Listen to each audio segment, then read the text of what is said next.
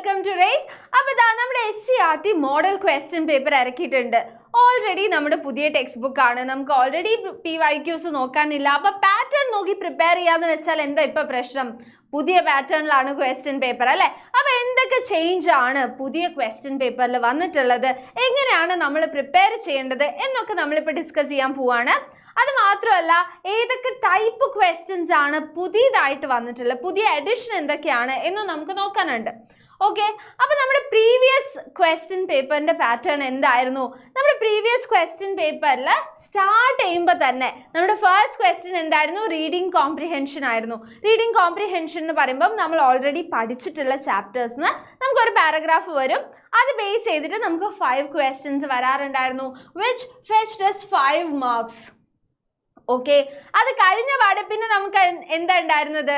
Reading poem ആയിരുന്നു അല്ലേ? അപ്പം നമ്മൾ പഠിച്ചിട്ടുള്ളൊരു പോയംന്ന് നമുക്കൊരു 5 ക്വസ്റ്റ്യൻസ് വരാറുണ്ടായിരുന്നു.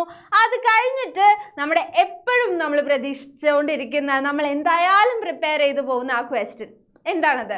അപ്രിസിയേഷൻ അല്ലേ? അപ്രിസിയേഷൻ 5 മാർക്സിന് ഉണ്ടായിരുന്നു.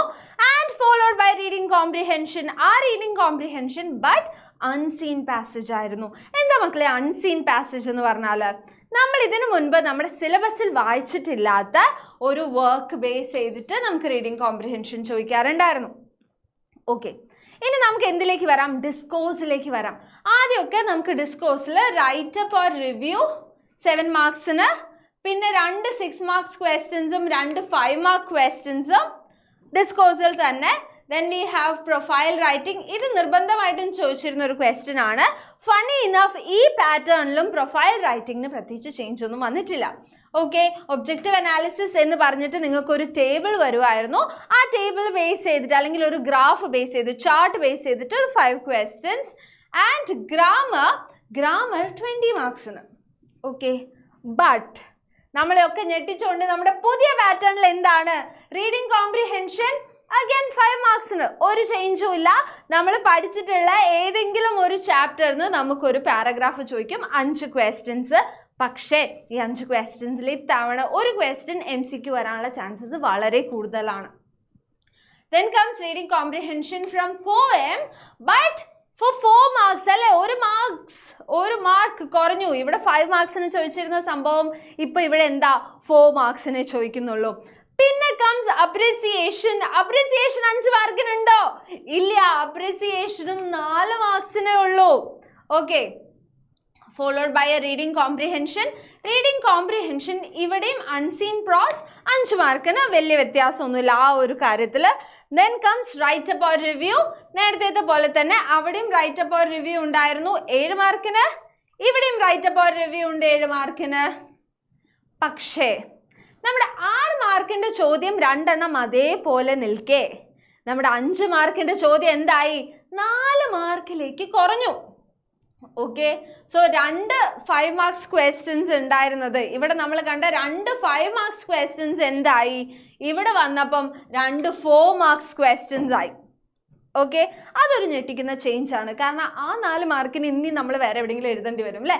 പ്രൊഫൈൽ റൈറ്റിംഗ് ആസ് യൂഷ്വൽ 6 മാർക്കിനുണ്ട്. സോ പ്രിപ്പയർ ചെയ്യുക. അപ്രിസിയേഷൻ ആൻഡ് പ്രൊഫൈൽ നിങ്ങൾ ഓൾറെഡി പ്രിപ്പയർ ചെയ്ത് വെക്കുക. ഒബ്ജക്റ്റീവ് അനാലിസിസ് അഗൈൻ ഒരു ടേബിൾ ബേസ് ചെയ്തിട്ട് അല്ലെങ്കിൽ ഹെഡ്ലൈൻസ് ബേസ് ചെയ്തിട്ട് 5 മാർക്സിന്.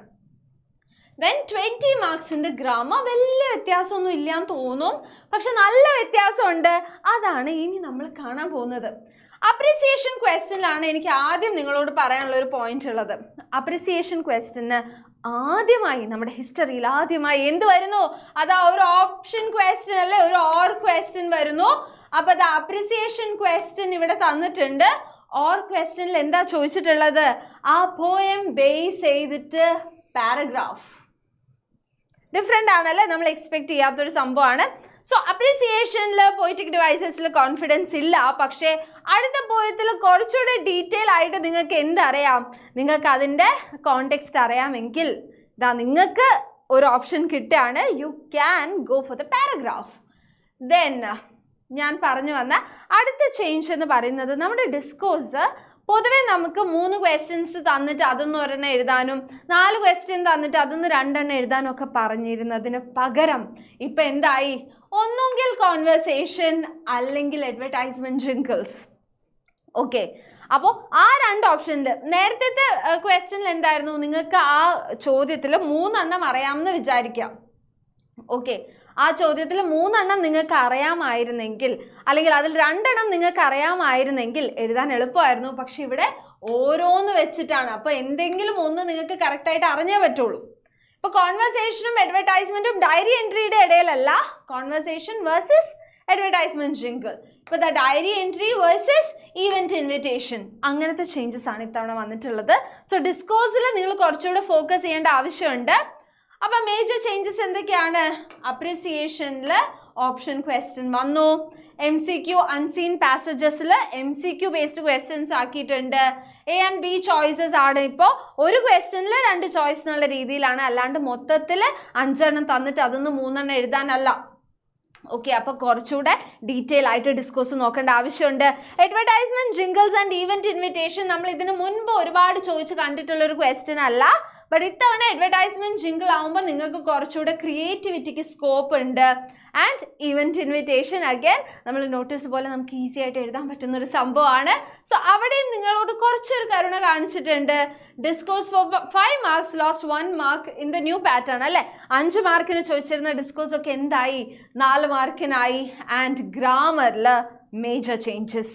എന്തൊക്കെ ചേഞ്ചസ് ആണ് ഗ്രാമറിൽ വന്നിട്ടുള്ളത്? മുന്നത്തെ പാറ്റേൺ നോക്കുകയാണെങ്കിൽ ഇത് കുറച്ച് ക്ലാരിറ്റി കുറവുണ്ടാവും. ഫ്രേസൽ വേർബ്സ് നിങ്ങൾ 4 എണ്ണം എഴുതുമ്പോൾ നിങ്ങൾക്ക് 4 മാർക്ക്. എറേഴ്സ് നിങ്ങൾ 4 എണ്ണം കണ്ടുപിടിക്കുമ്പോൾ 4 മാർക്ക് അല്ലേ. അപ്പോൾ 4 എറർ കണ്ടുപിടിച്ചാൽ 4 മാർക്ക് കൂളായിട്ട് നിങ്ങളുടെ കയ്യിൽ വരുമായിരുന്നു. പക്ഷേ ഇപ്പൊ എന്താ പറ്റിയത്? ഇപ്പൊ നിങ്ങൾ നോക്കുകയാണെങ്കിൽ ദാ നിങ്ങൾ എറർ കണ്ടുപിടിച്ചാൽ നിങ്ങൾ 6 എറർ കണ്ടുപിടിക്കുന്നതിന് 6 എറർ നിങ്ങൾ സോൾവ് ചെയ്യുന്നതിന് നിങ്ങൾക്കാകെ 3 മാർക്കേ കിട്ടുന്നുള്ളൂ. ആദ്യം 4 എററിന് ഓരോ എററിന് ഓരോ മാർക്ക് വെച്ച് തന്നിരുന്നത് ഇപ്പോൾ ഒരു എററിന് 1/2 മാർക്കേ ഉള്ളൂ. അപ്പം 6 എണ്ണം കണ്ടുപിടിക്കുമ്പം നിങ്ങൾക്കാകെ 3 മാർക്കേ കിട്ടുന്നുള്ളൂ. Followed by phrasal verbs thankfully ഓരോന്നിനും ഓരോ മാർക്ക് ഉണ്ട്. 5 ക്വസ്റ്റ്യന് 5 മാർക്ക്. ഓക്കെ, ആൻഡ് ദെൻ ഇതാ പ്രിപ്പോസിഷനും അഗൈൻ നിങ്ങൾക്ക് ഓരോന്ന് ചെയ്യുമ്പോൾ ഓരോ മാർക്ക് കിട്ടിയിരുന്നത് ഇപ്പം എന്തായി? 1/2 മാർക്കിലേക്ക് മാറി. സോ ഇങ്ങനത്തെ മേജർ ചേഞ്ചസ് ആണ് നമ്മുടെ ക്വസ്റ്റ്യൻ പേപ്പറിൽ വന്നിട്ടുള്ളത്. ഈ മേജർ ചേഞ്ചസിനെ ഡീൽ ചെയ്യാൻ വേണ്ടിയിട്ട് നമ്മൾ നല്ല അടിപൊളിയായിട്ട് പഠിച്ചേ പറ്റുള്ളൂ. അപ്പോൾ അതിന് വേണ്ടിയിട്ട് നിങ്ങളുടെ കൂടെ റേസ് ഉണ്ട്. അപ്പോൾ don't forget to like this video. Maximum ഫ്രണ്ട്സിന് ഷെയർ ചെയ്യുക, അവരോടൊക്കെ വന്ന ചേഞ്ചസിൻ്റെ കാര്യം പറയുക. And subscribe this channel because this is going to help you score all the marks that you expect to score. So that is all about today. Thank you so much for watching.